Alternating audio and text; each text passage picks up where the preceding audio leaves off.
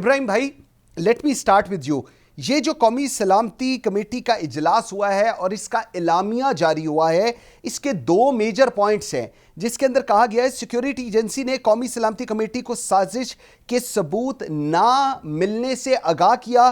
Telegram में किसी साजिश के सबूत नहीं मिले। इस व्यू पॉइंट के बाद अभी मैं शाह महमूद साहब को सुन रहा था एक और चैनल के ऊपर, वो कह रहे थे जी ये तो सब कुछ हमारी एंडोर्समेंट है।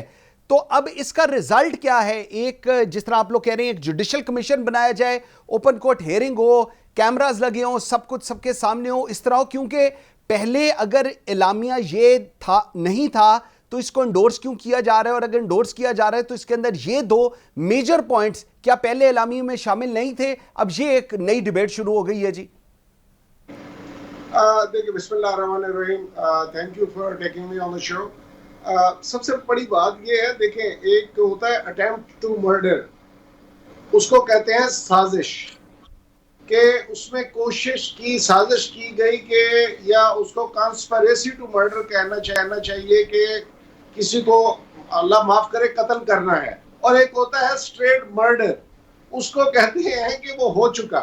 तो यहाँ पे ये कंफ्यूजन क्रिएट करने की कोशिश की कि जी साजिश और इंटरफेरेंस वो है जब एक चीज हो जाए, उसके बाद साजिश की तो उसमें गुंजाइश ही नहीं रहती। साजिश वो होती है कि जी कोशिश की गई और पता नहीं हो नहीं सका या उसको हटाने की कोशिश की। यहाँ तो हर चीज इंटरफेरेंस का लफ्ज है। और शहबाज शरीफ साहब ने categorically on the floor of the house खड़े होकर कहा था, अगर इमरान खान साहब ये साबित कर दें कि मुदाखलत हुई है तो मैं इमरान खान के साथ खड़ा हूंगा। ये उन्होंने फ्लोर ऑफ द हाउस ये बात की थी। अब आप मुझे बताएं कि ये लफ्ज तो सलामती काउंसिल ने खुद जो है खड़े हो के, मकसद है वो जो स्टेटमेंट है जिसपे तमाम सिक्योरिटी एजेंसीज के और हमारे चीफ्स के और पूरी ये सिक्योरिटी काउंसिल के उस पर वेरीफाइड है कि उन्होंने उसको स्टैम्प किया है कि यहाँ इंटरफेरेंस हुई है, फॉरेन इंटरफेरेंस।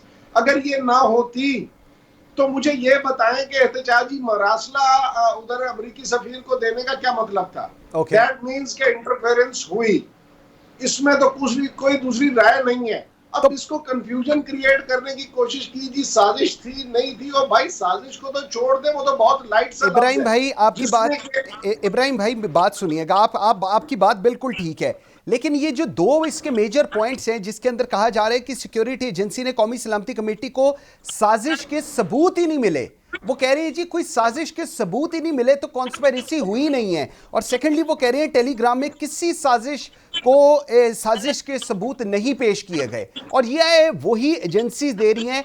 मेरा सवाल सिर्फ ये है कि जो पहले नेशनल सिक्योरिटी कमेटी ने जो मरासला जारी किया था, क्या वो और ये दोनों फर्क हैं क्योंकि उसको एंडोर्स किया जा रहा है?